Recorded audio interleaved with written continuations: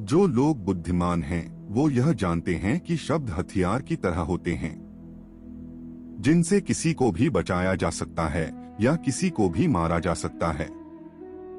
अब आप सोच रहे होंगे कि शब्दों से किसी को मारा कैसे जा सकता है। तो जरा सोचिए, ज्यादातर आत्महत्याओं के पीछे किसका कारण होता है? किसी के पति ने कुछ कहा, किसी के पिता ने कुछ कहा और उन लोगों ने आत्महत्या कर ली। यह आत्महत्या किसके कारण हुई? वह पीड़ित के मन को इतना दुखी कर गए कि उसके मन से वह दुख सहना और ज्यादा बर्दाश्त करना नामुमकिन हो गया। इसी वजह से उन्होंने आत्महत्या कर ली। ऐसे ही आपके शब्द किसी को नया जीवन प्रदान कर सकते हैं। जब कोई आदमी उदास होता है या दुखी होता है तो आपके शब्द उसमें एक नया जोश, एक नया उत्साह भर सकते हैं। और एक हारा हुआ आदमी अपने जीवन में एक नई शुरुआत कर सकता है, सिर्फ शब्दों के माध्यम से, हमारी वाणी के माध्यम से। तो अब तक आप यह तो समझ ही गए होंगे कि हमारे शब्द हमारे जीवन को किस तरह निर्धारित करते हैं। शब्दों में कितनी ताकत होती है और किसी से बात करते वक्त हमें कितनी सावधानी से अपने शब्द कहने चाहिए। आज के इस वीडियो से आपको सीधे सीधे तौर पर कुछ ऐसे तरीके पता चलेंगे, कुछ ऐसी परिस्थितियां पता चलेंगे जहां पर आपको हमेशा चुप रहना चाहिए।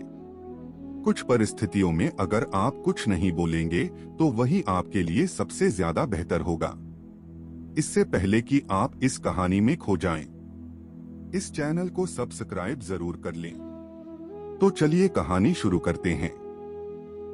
एक बार की बात है, एक युवा लड़का एक बौद्ध भिक्षु के पास पहुंचा। वह काफी परेशान लग रहा था और उसने बौद्ध भिक्षु से जाकर पूछा कि हे महात्मा, मैं अपने आप से परेशान हूँ, अपने आप से दुखी हूँ। बाहरी रूप से मुझे कोई दुख नहीं है, मैं धन धान्य से संपन्न हूँ, मुझे कोई शारीरिक रोग भी नहीं है, लेकिन मैं खुद से परेशान रहता हूँ, अपने मन से परेशान रहता हूँ। अक्सर मेरी बातों को मेरा कोई भी दोस्त गंभीरता से नहीं लेता है और ना ही मेरे परिवार के लोग मेरी किसी बात को गंभीरता से लेते हैं। मैं जो कुछ भी सलाह देता हूँ या तो वो उसे मजाक में उड़ा देते हैं या फिर उसे गंभीरता से लेते ही नहीं हैं। मेरी बातों को कोई गंभीरता से क्यों नहीं लेता है? क्यों मेरी बातों पर कोई अमल नहीं करता? क्यों मेरी बातों में कोई रुचि नहीं दिखाता? इसका क्या कारण है? कृपया मुझे बताने का कष्ट करें और मेरे मन के इस दुख को दूर करें। यह सुनकर बौद्ध भिक्षु ने कहा कि आज सुबह मैं ध्यान करके वापस आ रहा था। रास्ते में कुछ कौवा का मकाम कर रहे थे और वहीं पर जब मैं चलता हुआ कुछ दूर आया तो मुझे एक मोर की मधुर आवाज सुनाई दी। यह सुनकर अचानक मेरे मन में ख्याल आया, ये कौवा कितना काम करते हैं, कितना बोलते रहते हैं, लेकिन कोई भी प्राणी कभी भी इनकी आवाज को पसंद नहीं करता। मोर हमेशा सही परिस्थिति के हिसाब से बोलता है। जब भी बारिश होने वाली होती है और बादल गरजते हैं और बारिश होने की आशंका होती है, ऐसे में मोर अपनी मधुर आवाज में गाता है, जो सभी को प्रिय होता है, सभी को अच्छा लगता है। ऐसे ही अगर इंसान सही परिस्थिति के हिसाब से सही शब्द बोले, सही वाणी बोले तो वही वाणी दूसरों के लिए संगीत बन जाती है। दूसरे लोग तुमसे सम्मोहित हो जाते हैं और वहीं पर तुम्हें सब लोग गंभीरता से लेने लगते हैं। और दूसरी तरफ अगर तुम यूं ही बेफिजूल ही बोलते रहते हो, बिना किसी बात के बोलते चले जाते हो, तो फिर तुम्हें कोई गंभीरता से नहीं लेता। तुम उस कौवे की भांति हो जाते हो जिसकी वाणी कोई पसंद नहीं करता। बाद में तुम्हें दुख होता है कि तुम्हें कोई गंभीरता से क्यों नहीं लेता। इसीलिए अपने शब्दों को बेहद बुद्धिमानी के साथ इस्तेमाल करना सीखो। अगर तुम नहीं कर सकोगे तो समाज में तुम्हें कोई सम्मानीय, कोई गंभीरता से नहीं लेगा। यह सुनकर वह युवा लड़का बोला कि हे बंदे, मैं जानता हूँ कि मैं ज्यादा बोलने की बीमारी से ग्रस्त हूँ, मुझे इतना नहीं बोलना चाहिए, लेकिन मैं अपने आप पर काबू नहीं रख पाता और ना ही मैं इतना बुद्धिमान हूँ कि मैं अपने शब्दों को नाप तोल कर बोल सकूं। मैं तो किसी से बात करते वक्त इतना सोचता भी नहीं कि मुझे अपने शब्द किस तरह इस्तेमाल करने हैं। कृपया करके कुछ ऐसी परिस्थितियां बता दीजिए जहां पर मुझे कम बोलना है या फिर बोलना ही नहीं है। हमेशा चुप रहना है। अगर आप मेरा ऐसे मार्गदर्शन कर सकते हैं तो मेरा जीवन आसान हो जाएगा और मुझे ज्यादा दिमाग या अपनी बुद्धि लगाने की भी जरूरत नहीं पड़ेगी। यह सुनकर बौद्ध भिक्षु ने मुस्कुराते हुए कहा कि हे वत्स, वैसे तो इंसान को हर परिस्थिति में सोच समझकर ही बोलना चाहिए, लेकिन अगर वह हमेशा होश में नहीं रह पाता है, ध्यान में नहीं रह पाता है, तो मैं तुम्हारे दैनिक जीवन की कुछ ऐसी परिस्थितियां बता रहा हूँ जहाँ पर तुम्हें हमेशा चुप रहना है। अगर तुम ऐसी जगहों पर कुछ बोलोगे तो तुम्हारा अपमान ही होगा या फिर तुम्हें कोई गंभीरता से नहीं लेगा। सबसे पहली जगह या परिस्थिति जहां पर इंसान को हमेशा चुप रहना चाहिए वो है जब किसी ऐसे विषय के बारे में बातचीत हो रही हो जिसके बारे में आपको कोई जानकारी ही नहीं है। तो ऐसी परिस्थिति में व्यर्थ में बीच में टांग अड़ाना, अपना ज्ञान देना, व्यर्थ का ज्ञान जो आपको कुछ पता नहीं है लेकिन फिर भी आप अपना ज्ञान देने के लिए उत्सुक हैं, तो ऐसी जगह पर आपका अपमान ही होगा। जरा तुम खुद सोचो, जब कोई बीमार आदमी अपनी बीमारी के बारे में चर्चा कर रहा हो और आपको उस चीज के बारे में कोई भी ज्ञान नहीं है, लेकिन फिर भी आप व्यर्थ में उसे ऐसी ऐसी औषधियां बता रहे हैं जिनका उसकी बीमारी से कोई तालमेल ही नहीं है, तो ऐसे में आप अपनी प्रतिष्ठा अपने हाथों से गंवा रहे होते हैं और आपको पता ही नहीं होता। ऐसी परिस्थिति में आदमी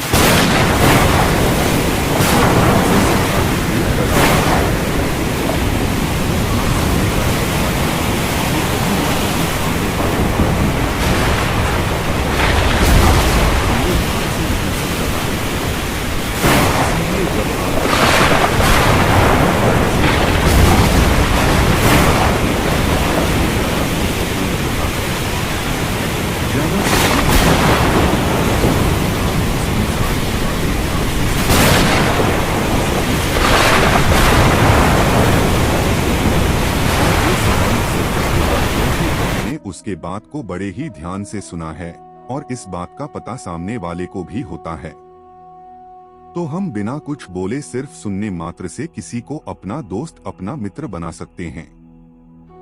इस बात को हमेशा ध्यान रखना।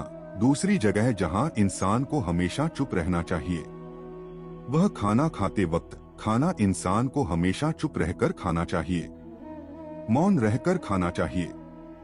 महात्मा बुद्ध और उनके शिष्य हमेशा चुप रहकर भोजन करते हैं, शांत भाव से भोजन करते हैं, परिपूर्ण होकर भोजन करते हैं, पूरी तरह से करते हैं।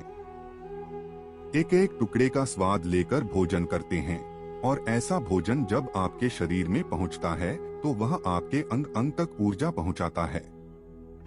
अक्सर हम भोजन करते वक्त कुछ ना कुछ बोलते रहते हैं, कुछ ना कुछ सुनते रहते हैं, लेकिन मौन रहकर पूरा स्वाद लेकर उस भोजन को कभी नहीं करते।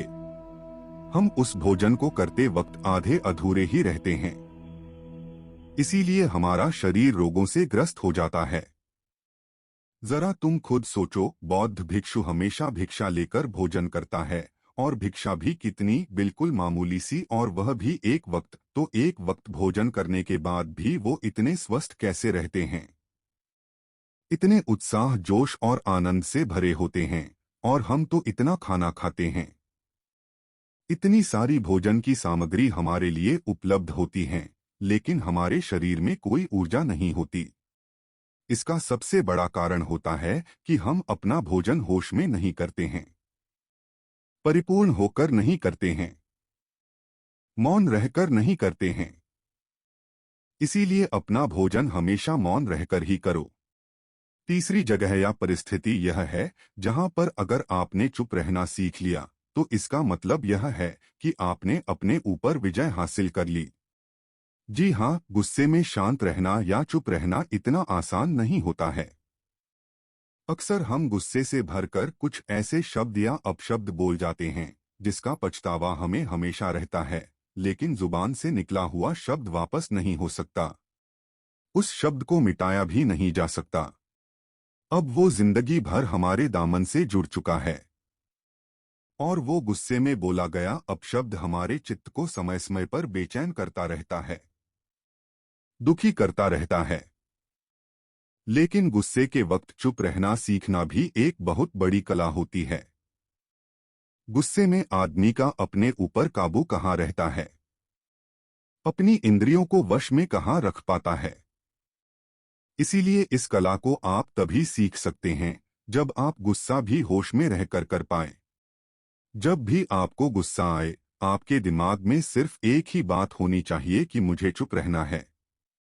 मुझे किसी से कुछ गाली गलौज नहीं करना, किसी को कोई अपशब्द नहीं बोलना। और जब यह विचार गुस्से के साथ जुड़ जाता है और धीरे धीरे यह आदत बन जाता है, तो आप अपने गुस्से को भी काबू में करना सीख जाते हैं। जब भी कभी गुस्सा आए तो किसी को कुछ बोलने की बजाय कुछ शारीरिक व्यायाम करना शुरू कर दो। उछलना, भागना, दौड़ना, जाकर जिम करना, कुछ भी आप ऐसा व्यायाम कर सकते हो जिसमें आपका शरीर थक जाए। आप पाएंगे कि जब आपका शरीर थक जाता है तो आपका मन भी शांत हो जाता है। आपने उस गुस्से की ऊर्जा को एक सकारात्मक रूप दे दिया और यही बुद्धिमान व्यक्ति की पहचान होती है, जो दूसरों के तानों से भी अपना घर बना लेता है, अपनी कामयाबी के रास्ते निकाल लेता है। वही सच में बुद्धिमान आदमी है जो जहर को भी दवा बनाकर इस्तेमाल करना सीख जाए, वही असली बुद्धिमान होता है। चौथी जगह जहां आप चुप रहेंगे तो आपके लिए वही सबसे ज्यादा बेहतर होगा, वही आपको सम्मान दिलाएगा। वो जगह है जब चार लोग आपस में बैठकर बातें कर रहे हों। कोई बैठक कर रहे हो तो वहां पर जब चार लोग बात कर रहे होते हैं तो चारों लोग एक साथ तो बात कर नहीं सकते। एक बार में एक व्यक्ति बोलेगा और तीन सुनेंगे, तभी वह बैठक कामयाब हो पाएगी, तभी वह चर्चा सही रूप में आगे बढ़ पाएगी। लेकिन अगर कोई आदमी ऐसा बैठा हुआ है जो बीच में ही दूसरे की बात काट कर अपनी बात को ऊपर रखना चाहता है, तो ऐसे में वह चर्चा या बैठक आपको कहीं नहीं पहुंचाएगी और चारों लोगों के बीच आप सबसे मूर्ख कहलाओगे। अगर आपको अपनी बात कहनी है तो सामने वाले को अपनी बात पूरा करने दो, उसके बाद अपने विचार रखो। यही एक भद्र पुरुष या फिर कहें तो एक जेंटलमैन की पहचान होती है। आखिरी जगह, अगर हमारे माता पिता हमें कुछ कह देते हैं, हमारे बड़े बुजुर्ग हमें किसी बात पर डांट देते हैं या हमें थप्पड़ भी मार देते हैं, तो ऐसी जगहों पर भी आपका चुप रहना ही उनके प्रति सम्मान दिखाएगा, उनके प्रति आदर का भाव व्यक्त होगा। अगर आप उनके सामने उनका विरोध कर देते हैं, उनका प्रतिरोध कर देते हैं, तो वह गुस्सा तो थोड़ी देर बाद शांत हो जाएगा, लेकिन वो कही गई बात, वह विरोध किया हुआ शब्द या फिर कुछ भी उल्टा सीधा हमेशा आपके मन को सताएगा और आपके माता पिता को हमेशा यही लगेगा कि आज यह हमारी इज्जत नहीं करता, आज यह हमारी बात नहीं मानता, क्योंकि यह कमाने लग गया है, यह बड़ा आदमी बन गया है। ऐसी ऐसी बातें उठेगी, ऐसे से तंज कसे जाएंगे। इसीलिए ऐसी जगहों पर आप मौन रहिए, कुछ मत बोलिए, अपने गुस्से को अपने अंदर ही पी लीजिए, कुछ व्यायाम कर लीजिए, भाग लीजिए, दौड़ लीजिए, आपका मन अपने आप शांत हो जाएगा। आखिर में बौद्ध भिक्षु ने अपनी बात को खत्म करते हुए कहा कि कम शब्दों में अपनी भावनाओं को उतारना सीखो। शब्द हथियार की तरह होते हैं।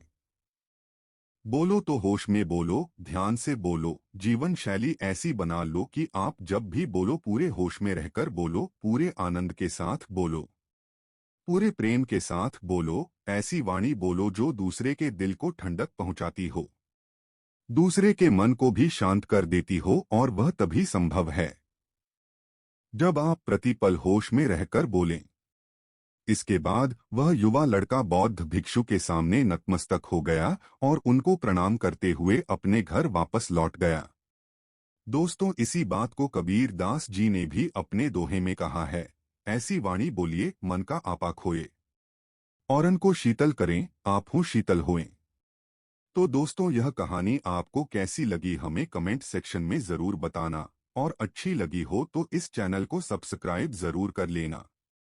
मिलते हैं अगले किसी कहानी में, तब तक के लिए बहुत सारा प्यार।